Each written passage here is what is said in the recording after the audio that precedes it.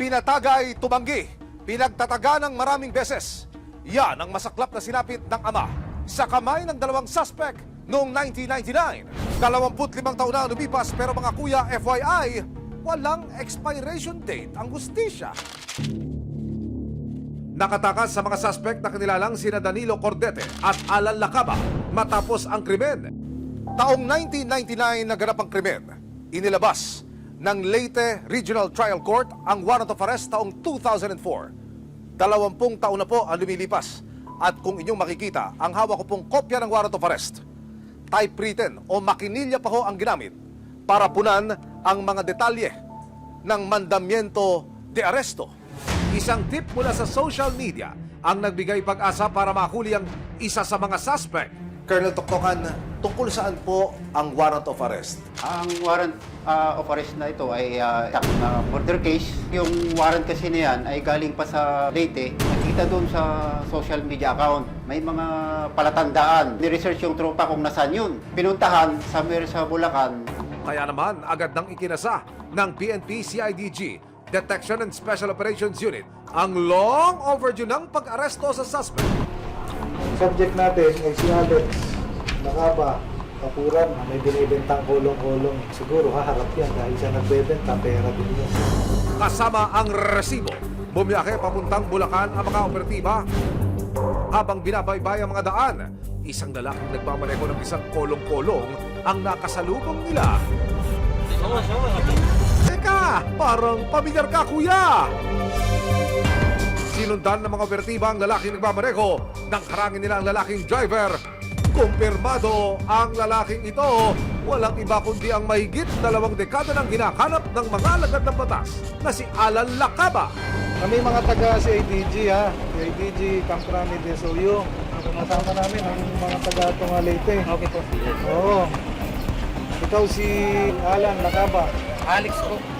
Alex po yung... Teka, Alan? Alex? Sino ka ba talaga, kuya? Ikaw si Alan Lacaba, alias Alex. Hindi, Alex po talaga yung tunay kong pangalan. Yung palayo ko yung Alan. Same naman pala. May screen name ka pa, ha, kuya? Dinala sa Camp Crame ang suspect na si Alan Lacaba. Depensa niya, nadamay lang daw siya sa nangyaring pananaga kay Mario. Kasi nung nangyari pa lang nun, nung nagtatagaan pa lang sila, umalis na ako nun. Kasi siyempre, dayo ko dun sa Leyte. Tapos nung nag-radyo, dalawa daw. Sabi ko, patay. Sa panayam ng resibo sa suspect, sinabi niyang hindi niya alam na wanted pala siya all these years. Hindi po eh. Pero inaamin niyo po kayo para Hindi po kasi hindi naman po totoong kasali ako dun. 25 taon na raw ang lumipas kaya't buong akala niya na ipasura na ang kasong kinasangkutan. Hindi pa ako nagtago kasi mula nung pong nangyari yun, hanggang ngayon butante po ako eh. Tsaka nakakakuha ko ng MBA at tsaka police clearance. Ano nga ba ang dahilan sa nangyaring pagpasta sa magsasakang si Mario? Sa isinagawang pagsisiyasat ng resibo, nakahanap namin ang dalawa sa mga anak ng biktima na si Mario Enalisan. Ayon kay Jenna, isang caretaker at magsasaka sa lupain ng kanilang kaanak, ang kanyang namayapang ama. Nasaan yung tatay nyo bago naganap ang krimen hanggang sa maganap yung krimen? Sabi po nung kapatid kong bunso kasi inutusan daw po siya ng tatay ko bumili ng posporo. Magdidilim na daw po. Yung tatay ko naglakad-lakad parang sasalubungin ata siya. Nadaanan yung bahay nung pumatay sa tatay ko, nagiinuman. Tapos tinawag pa nga po yung tatay ko para patagayin. Paano ko pinatay ang inyong ama? Pinagtataga po, ang dami po dito sunod-sunod. Kakaganon siguro yun. Pinalo po nila ng tubo, nakukita po namin yung tubo. Yun dito sa harapan po ng tubo, para hindi makalayo siguro. Taong 1998 daw na magkaroon ng alitan sa pagitan ng kanyang ama at dalawang magsasaka tungkol sa pamamakala sa koprakan na sinasaka. Ang alam namin, pinag-umpisan din yung sa lupa ng pinsan ng tatay ko na siya nang pinapamahala doon. Matagal na po hindi nagbibigay ng doon sa may-ari, ng parang upa. Kayo sila sa barangay, nagharap-harap sila pati yung may-ari. Okay. Tsaka yung nanay, tatay ko. Kasama ang bunsong anak ni Mario na si Bongbong binalikan ng resibo ang lupa sa Tunda, Leyte kung saan daw nagsimula ang hindi pagkakaunawaan ng dalawang partido. Ito nga, tunghag na.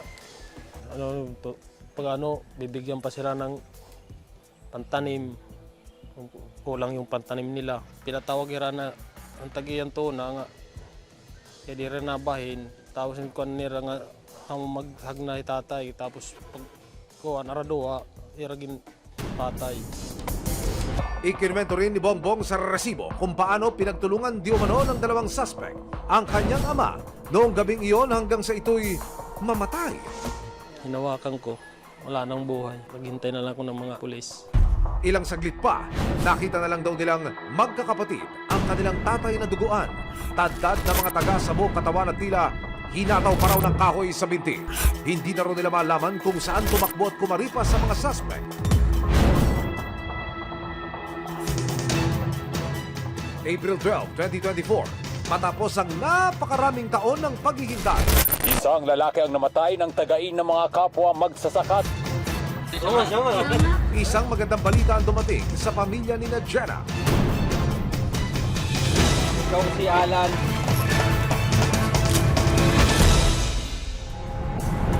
Itong April 17, nagtungo si Jenna sa Camp Grave para harapin ang suspect sa pagpastang sa kanyang ama. Gawin ko sa iyo yan. Gawin namin sa iyo yan.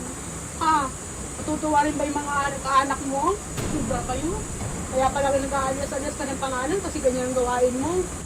Kasi yung mga kasama mo.